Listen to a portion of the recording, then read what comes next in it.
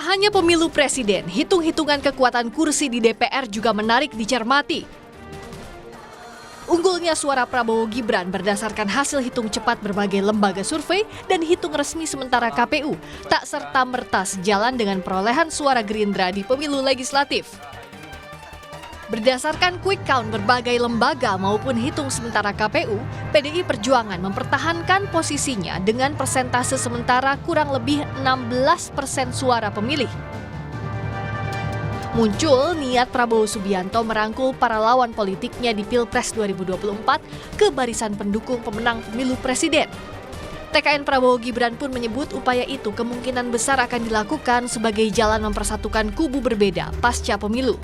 Meskipun saya tidak bisa memastikan karena itu sepenuhnya adalah prerogatif beliau ketika beliau nanti secara resmi ditetapkan oleh KPU sebagai presiden terpilih, tetapi saya kira Pak Prabowo dalam hal ini ingin melihat dan sudah dikatakan berkali-kali berulang-ulang bahwa kita harus bersatu kembali.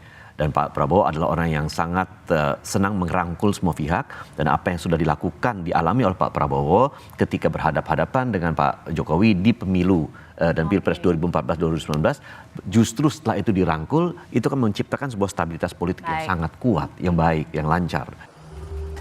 Namun ajakan itu disebut Sekjen PDI Perjuangan Hasto Kristianto sebagai janji manis yang terlalu dini karena hasil penghitungan resmi belum tuntas. Ketika ada pihak-pihak yang kemudian menyampaikan pidato kemenangan, menyampaikan berbagai janji-janji manis, tentu saja itu terlalu dini. Karena tahapan kita sekarang belum ke sana, kita mengawal bersama-sama agar suara rakyat betul-betul bisa dipertanggungjawabkan. Sementara pengamat politik Rocky Gerung menyaksikan jika sejumlah parpol berani mengambil langkah jadi oposisi, antara lain Nasdem. Juga PDI Perjuangan yang tak punya perbedaan ideologis dengan parpol di barisan unggul Pilpres. Kecuali jika PDIP berani mengambil langkah ekstrim berseberangan dengan Jokowi. Kita lihat sosiologi dari Nasdem misalnya tuh. Bisa nggak Nasdem secara total mau beroposisi karena dia kalah tuh. Di belakang Nasdem ada Kapital. Di belakang Kapital ada konco-konco. Jadi agak susah sebetulnya. PDIP apalagi itu kan. Jadi kalau kita bilang PDIP beroposisi pada Jokowi, bagaimana mungkin itu kan. Orang akan anggap, yuk Anda kan dulu sama aja kelakuannya. Kan yang kita sebut oposisi harus berbeda secara ideologi. Tetapi mesti ada poin diberitahu oleh PDIP.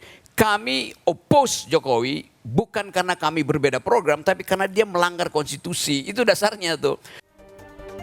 Perolehan kursi tak hanya bergantung pada persentase suara, tapi komposisi suara berdasarkan daerah pemilihan. Yang ditunggu sejauh mana partai di jajaran pemerintahan baru mampu merangkul parpol yang mendominasi kursi di DPR atau tetap ada ruang besar bagi oposisi untuk menjalankan fungsi check and balances di parlemen. Tim Liputan, Kompas TV.